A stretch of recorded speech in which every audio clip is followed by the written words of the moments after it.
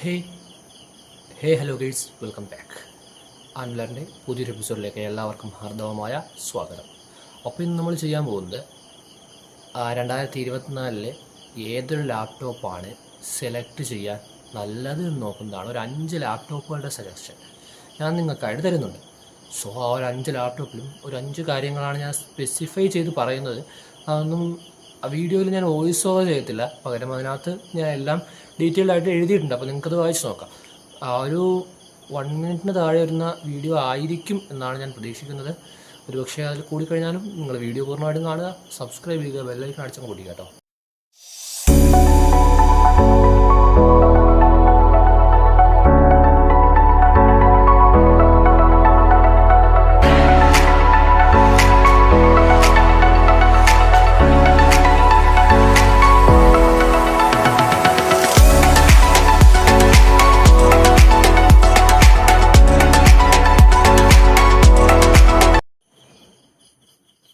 നമ്മൾ ഈ കണ്ട ലാപ്ടോപ്പുകളുടെ പ്രൈസ് റേഞ്ച് വരുന്നത് 60,000 രൂപയ്ക്ക് മുകളിലും 70,000 രൂപയ്ക്ക് താഴെയുമായിട്ടാണ്.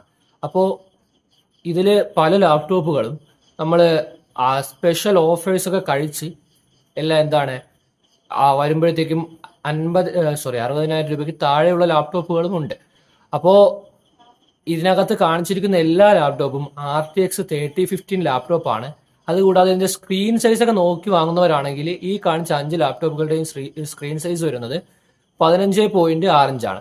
അപ്പോൾ നിങ്ങൾക്ക് ഈ ലാപ്ടോപ്പിലൊക്കെ വാങ്ങാൻ താല്പര്യമുണ്ടെങ്കിൽ താഴെ ഡിസ്ക്രിപ്ഷനിൽ ലിങ്ക് കൊടുത്തിട്ടുണ്ട്. അപ്പോൾ നിങ്ങൾ എന്ത് ചെയ്യുക, ആ ലിങ്കിൽ ജസ്റ്റ് ഒന്ന് കയറി പർച്ചേസ് ചെയ്യണമെങ്കിൽ പർച്ചേസ് ചെയ്യുക, അല്ലെങ്കിൽ കൂടുതൽ കാര്യങ്ങളൊക്കെ നോക്കി നിങ്ങൾക്ക് സ്പെക്സും കാര്യങ്ങളൊക്കെ ഉറപ്പുവരുത്താവുന്നതാണ്.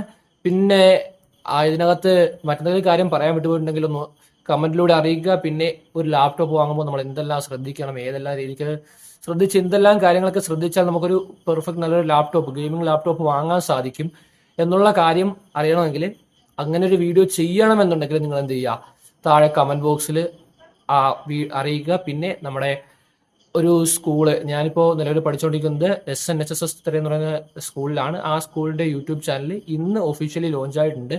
അപ്പോൾ നിങ്ങൾ എല്ലാവരും ആ ചാനലൊന്ന് സബ്സ്ക്രൈബ് ചെയ്യുക. വീഡിയോയുടെ അവസാനത്തിൽ എൻ്റെ സ്ക്രീനിലും അതോടൊപ്പം തന്നെ ഇവിടെ മുകളിൽ കാണുന്ന ഐ ബട്ടണിലും ആ ഒരു സ്കൂളിൻ്റെ ഇത് കൊടുത്തിട്ടുണ്ട്. അപ്പോൾ എല്ലാവരും ഞങ്ങളുടെ ചാനൽ സബ്സ്ക്രൈബ് ചെയ്യുക. കൂടെ SNHSS എന്ന് പറയുന്ന ഞങ്ങളുടെ സ്കൂളിൻ്റെ ചാനലും സബ്സ്ക്രൈബ് ചെയ്യുക.